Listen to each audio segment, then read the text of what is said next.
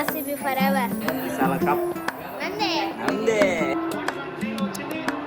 Super come to final 6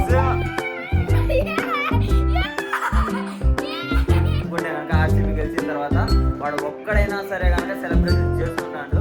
ఈ అవ్వ తగ్గేదేలే అనేది యాడున్నా కానీ నిరూపించే వాళ్ళు ఎవరంటే RCB Virat Kohli fans.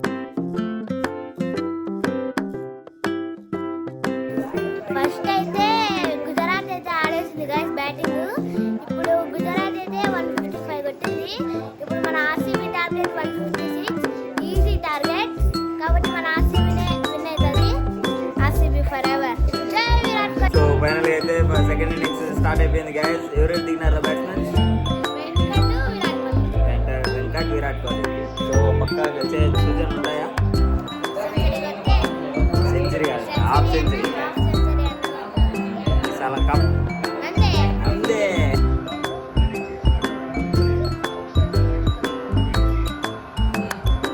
So Venkat కాలు బాలేదని ఎందుకంటే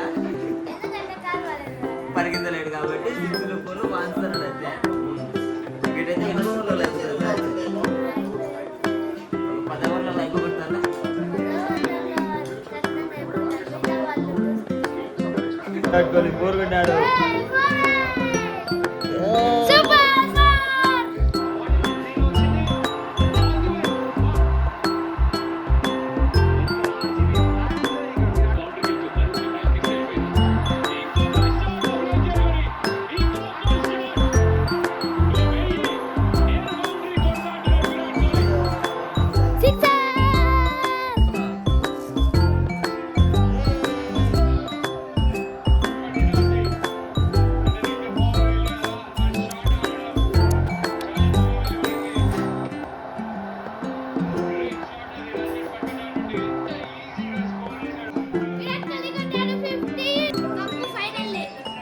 సిద్ధుగాని సెలబ్రేషన్స్ ఇంకా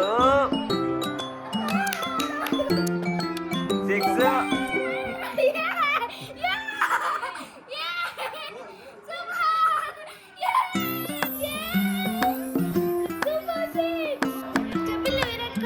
back to back champions. Back to back champions. ఈసాల కప్ నందే. నమ్దు అంటే వచ్చేసింది ఆల్రెడీ.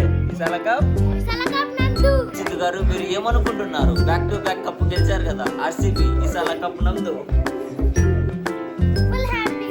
ఫుల్ హ్యాపీనా? చిల్లా ఫుల్ చిల్. ఈసాల కప్ నందే.